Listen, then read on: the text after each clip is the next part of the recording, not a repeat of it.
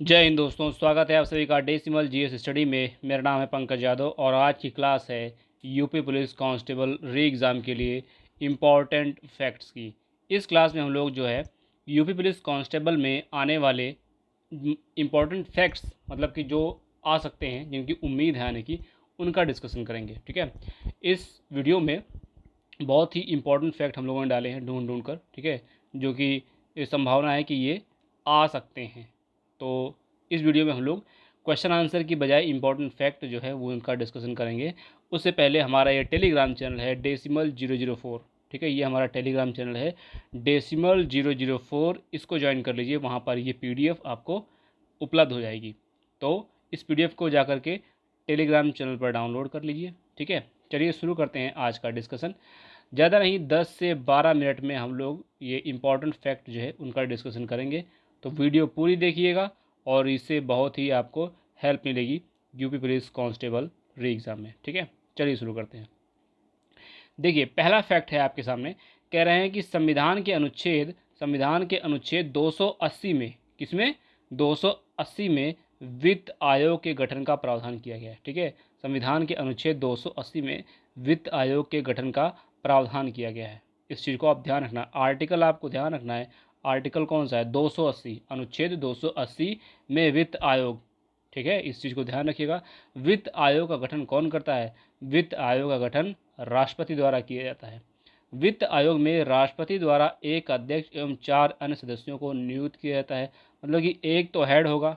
ठीक है, एक हेड होगा और इसके अलावा 4 लोग। ठीक है, 1 2 3 4, 4 लोग और इसके अलावा जो हैं 4 सदस्य होंगे। ठीक है, 4 अन्य सदस्य होते हैं।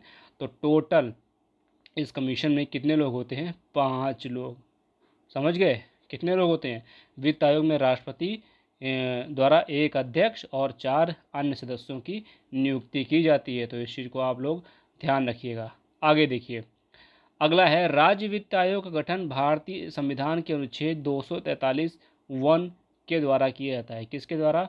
243(1) के द्वारा। ठीक है, सब क्लॉज 1, इसको ध्यान रखिएगा। 243 जब राज्य वित्त आयोग के गठन की बात की जाए। ठीक है, तो 243(1). ठीक है, प्रथम वित्त आयोग के अध्यक्ष KC नियोगी। ये भाई कई बार क्वेश्चन आया है कि प्रथम वित्त आयोग के अध्यक्ष कौन थे? तो KC नियोगी का नाम आपको ध्यान आना चाहिए। KC नियोगी। ठीक है, KC नियोगी का नाम ध्यान होना चाहिए। प्रथम वित्त आयोग की अवधि, प्रथम वित्त आयोग की अवधि क्या थी?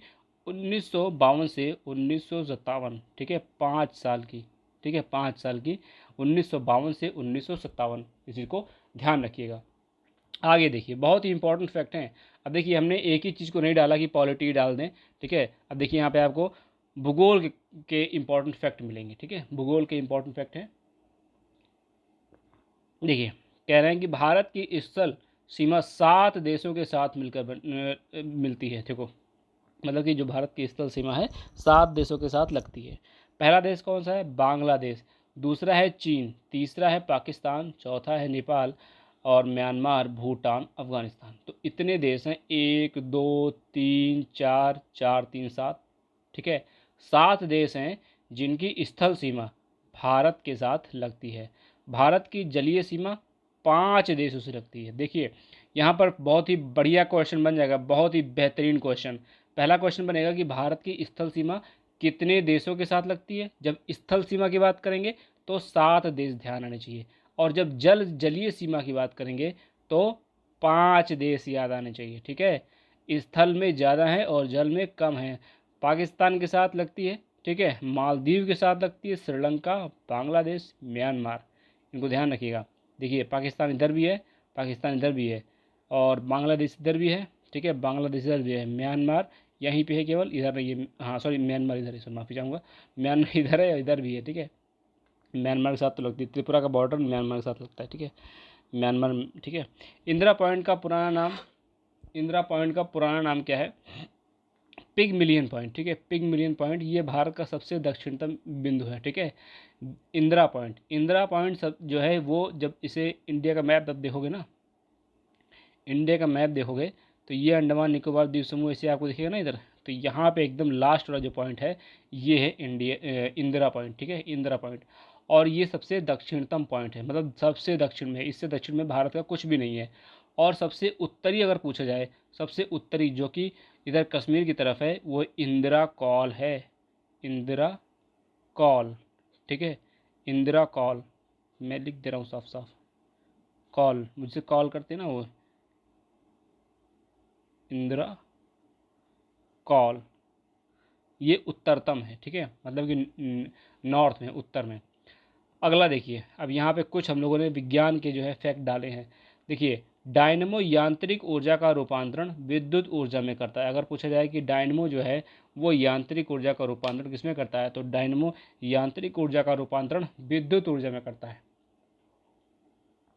माइक्रोफोन, माइक्रोफोन ध्वनि ऊर्जा का रूपांतरण विद्युत ऊर्जा में करता है। तो जो माइक्रोफोन होता है ना, वो ध्वनि ऊर्जा का रूपांतरण विद्युत ऊर्जा में करता है। तो जैसे कि माइक होता है ना, जैसे कॉलर वाले माइक होते हैं, कोई भी माइक है, पहले वहाँ पे साउंड जाती है, फिर साउंड को वो इलेक्ट्रिक एनर्जी में बदल देता है, ठीक है, विद्युत ऊर्जा में। अगला, विद्युत मोटर विद्युत ऊर्जा को यांत्रिक ऊर्जा में बदल देता है, ठीक है, ध्यान रखिएगा।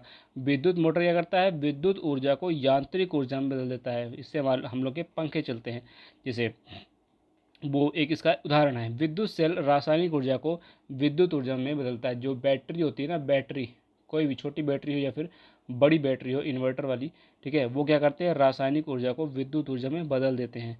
विद्युत बल्ब, विद्युत बल्ब जो है विद्युत ऊर्जा को प्रकाश एवं ऊर्जा में प्रकाश एवं ऊष्मा ऊर्जा में परिवर्तित करते हैं। सोलर सेल जो है सौर ऊर्जा को विद्युत ऊर्जा में, ठीक है, सोलर सेल क्या करते हैं, सौर ऊर्जा को विद्युत ऊर्जा में परिवर्तित कर देते हैं। तो ये बहुत ही इंपॉर्टेंट फैक्ट है। इनका या तो स्क्रीनशॉट ले लो या तो पीडीएफ डाउनलोड कर लो। पीडीएफ डाउनलोड करो, टेलीग्राम पर जाकर, टेलीग्राम पर जाओ, वहाँ पर टाइप करो डेसिमल 004, ठीक है, डेसिमल 004, आपको टेलीग्राम चैनल मिलेगा, उसको ज्वाइन करिए। अब देखिए, यहाँ पर कुछ हम लोगों ने बायोलॉजी के क्वेश्चन डाल दिए जो कि बहुत ही इंपॉर्टेंट हैं, मतलब साइंस ही कहेंगे, एक तरह से साइंस ही कहेंगे। देखिए, कह रहे हैं कि रक्त परिसंचरण की खोज विलियम हार्वे ने 1628 में की थी, ठीक है, रक्त परिसंचरण की खोज। और रक्त परिसंचरण के अंतर्गत 4 भाग शामिल हैं। पहला है हृदय, दूसरा धमनियाँ, तीसरा शिराएँ, चौथा है रुधिर। तो रक्त परिसंचरण के अंतर्गत 4 भाग शामिल होते हैं, हृदय हम लोग का हार्ट, धमनियाँ, शिराएँ, रुधिर। तो इसको ध्यान रखिए, बहुत ही इंपॉर्टेंट क्वेश्चन है, बहुत ही, ठीक है। देखिए, मनुष्य का हृदय 4 कोष्ठों का बना होता है, मनुष्य का हृदय 4 कोष्ठों का बना होता है, ठीक है, इसका ध्यान रखिएगा। देखिए, दायां अलिंद, बायां अलिंद, दायां निलय, बायां निलय, ठीक है। तो इस चीज़ को आप ध्यान रखिएगा, या तो नोट कर लीजिए, मेरे हिसाब से तो नोट कर लेंगे, या फिर पीडीएफ डाउनलोड करके आराम से नोट कर लीजिए जब आपको टाइम मिले। मनुष्य के हृदय का भार लगभग 300 ग्राम का होता है। कितने ग्राम का होता है, 300 ग्राम का। मनुष्य के हृदय का भार लगभग 300 ग्राम का होता है। तो इस चीज़ को ध्यान रखिएगा कि जो हम लोग का हृदय है, एक वयस्क मनुष्य का हृदय जो होता है वो 300 ग्राम का होता है। तो ये थे कुछ इम्पॉर्टेंट फैक्ट जो कि यूपी पुलिस कांस्टेबल री एग्ज़ाम के लिए अति महत्वपूर्ण थे। तो इनको आपने देखा, ठीक है। और ये पीडीएफ डाउनलोड करेंगे आप लोग टेलीग्राम चैनल डेसिमल 004 से, ठीक है। यहाँ पर जाइए टेलीग्राम पर, आपको क्लास के बाद तुरंत आप वहाँ जाइए, वीडियो आपको मिल जाएगी, ठीक है। तो आज की क्लास में इतना ही। आपको जब भी कभी दोबारा वीडियो देखनी हो, डेसिमल जीएस स्टडी सर्च कीजिए, ठीक है, या फिर हमारे टेलीग्राम पर जा करके वहाँ पर वीडियो पड़ी हुई है, सारी शेयर कर दी जाती है क्लास के बाद, और वहाँ देख लीजिए, ठीक है। और अगर आप यूपी पुलिस के अलावा सीटेट की तैयारी कर रहे हैं, किसकी, सीटेट की तैयारी कर रहे हैं, तो उसकी भी वीडियो हमारे चैनल पर अपलोड की जाती हैं डेली। तो सीटेट, अगर सीटेट आप दे रहे हैं 2024 में, ठीक है, तो सीटेट की भी तैयारी आप हमारे चैनल से करिए, ठीक है। तो आज की क्लास में इतना ही, मिलते हैं नेक्स्ट वीडियो में, तब तक के लिए जय हिंद।